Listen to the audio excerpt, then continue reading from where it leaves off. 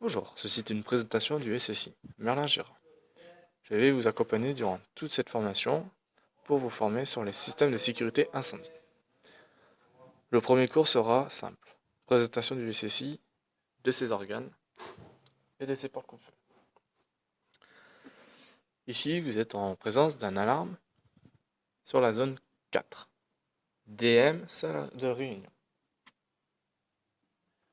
C'est ce DM là qui a été percuté. Le feu général qui témoigne qu'il y a eu une présence d'une alarme avec l'état de la boucle feu sous cette partie-là, dérangement ou hors service ici. Par exemple, je vais vous balancer un dérangement. Vous allez voir, ça va partir en dérangement.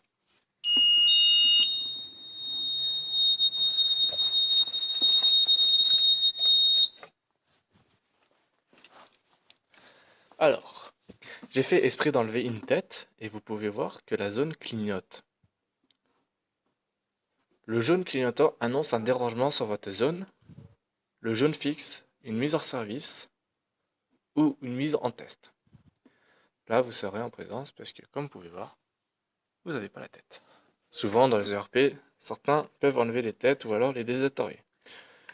Les petits bourronnets de branchement, tout simple, avec la résistance, le branchement, et toutes les dipôles pour l'envoyer sur les autres têtes ou alors pour envoyer sur l'indicateur d'action. Nous allons refermer ceci.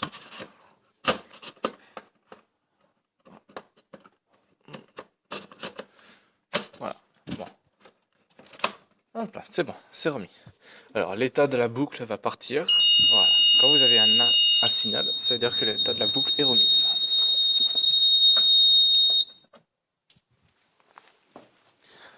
Alors, vous êtes en présence d'une alarme. On va dévalider le niveau 2. Vous êtes en présence d'une alarme. Vous avez la zone, le feu général et le prise en compte du CMSI. Vous tapez 2, 1, 1, accès niveau 2. Après avoir eu accès niveau 2, vous pouvez faire réarmement.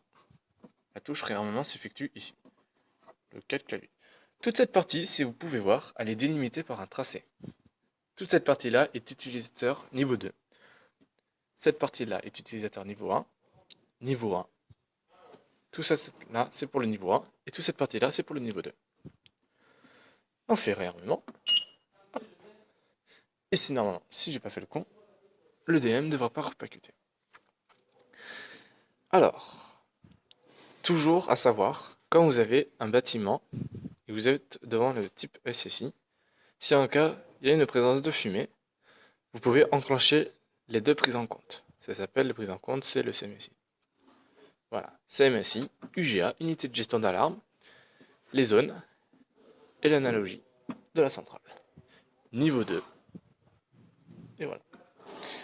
Alors, ceci des porte-coups-feu que vous pouvez ventouser. Et quand vous fermez, en appuyant sur le prise en compte, vous pouvez voir que ça ferme la porte.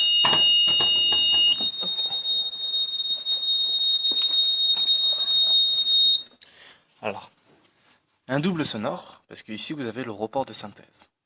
C'est quand la centrale est en déportée. Vous avez la centrale à l'arrière, on dit que la centrale est à l'étage rez-de-chaussée à l'accueil.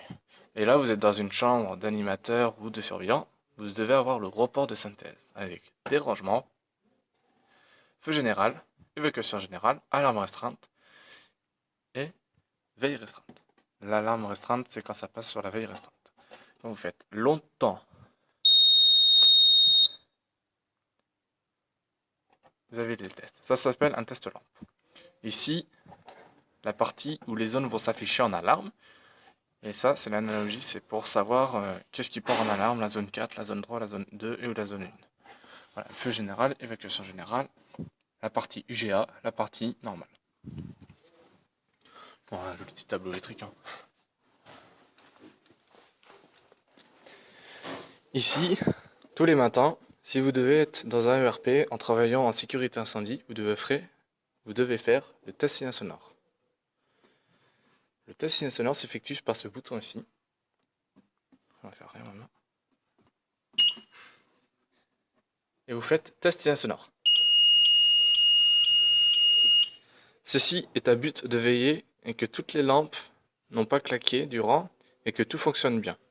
Que toutes les lampes et que le signal sonore s'effectue.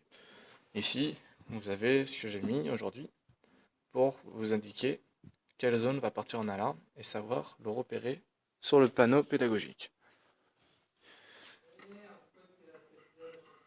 Ici, vous avez un détecteur optique de fumée, c'est-à-dire qu'il n'a pas de présence de résistance, c'est juste une chambre analytique. Ici, vous êtes en présence d'un détecteur de chaleur, c'est-à-dire que si vous voyez, petit à petit, vous avez une résistance à une température donnée, le détecteur va sonner. Ici, un diffuseur sonore qui a été masqué par rapport à ne pas faire de bruit durant la manipulation du SSI. Un déclencheur manuel, un CAC. Voilà. Ici, vous avez un trou pour une présence, si en cas vous devez être en présence d'un système adressable ou un indicateur d'action pour une alarme feu. Hop. Nous remettons correctement.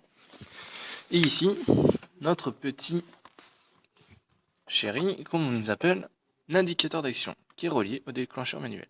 Non, pas déclencheur manuel, mais à l'indicateur détecteur de fumée. Alors, en cas d'alarme, ce qui va se passer, c'est que le détecteur va sonner et il va renvoyer une information d'une alarme feu sur l'indicateur d'action. C'est-à-dire, par exemple, la lingerie, ceci est dehors, vous avez la porte. Vous avez l'indicateur d'action qui est à l'arrière de la salle, c'est-à-dire à l'extérieur. À l'intérieur, l'indicateur d'action sera ici et le détecteur sera à l'intérieur. Ça sert en cas si les pompiers doivent venir faire une intervention, voir où est le lieu du sinistre ou alors celui qui fait le lever de doute. Voilà, c'était pour vous dire bon courage sur cette formation sécurité incendie, électrotechnique et je vous souhaite une très bonne journée et merci au lycée.